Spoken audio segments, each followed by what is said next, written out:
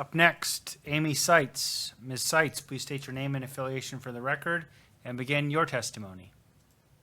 Well, good afternoon, Mr. Chairman and members of the committee. For the record, my name is Amy Seitz. I'm the Policy Director for Alaska Farm Bureau. I appreciate the opportunity to speak to you today regarding Senate Bill 111 and the right to repair.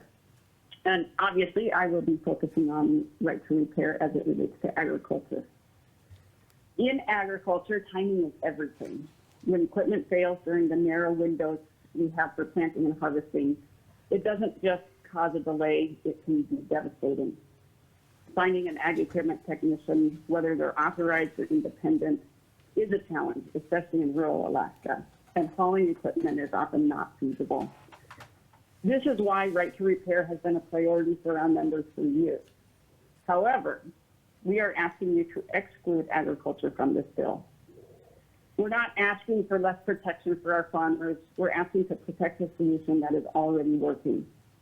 In 2023, the American Farm Bureau Federation reached the landmark MOU with John Deere, and I've heard other people mention it today.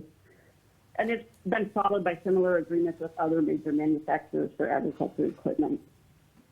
These private sector agreements already provide what our farmers need. They provide access, parts and support, and agility. Farmers and independent shops have access to diagnostic codes, service manuals, and specialized tools. The agreements ensure access to the parts and ordering assistance required to get machines back on the field and working.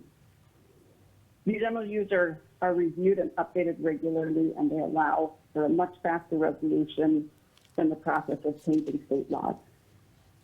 A patchwork of different state-by-state laws risks making compliance expensive and complicated for manufacturers, which will ultimately result in higher costs for Alaska's farmers and ranchers.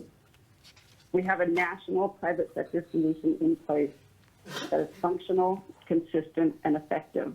We respectfully urge this committee to allow these MOUs to continue their work and to remove agriculture from the scope of Senate Bill 111. I thank you for your time today. Thank you very much, Ms. Seitz.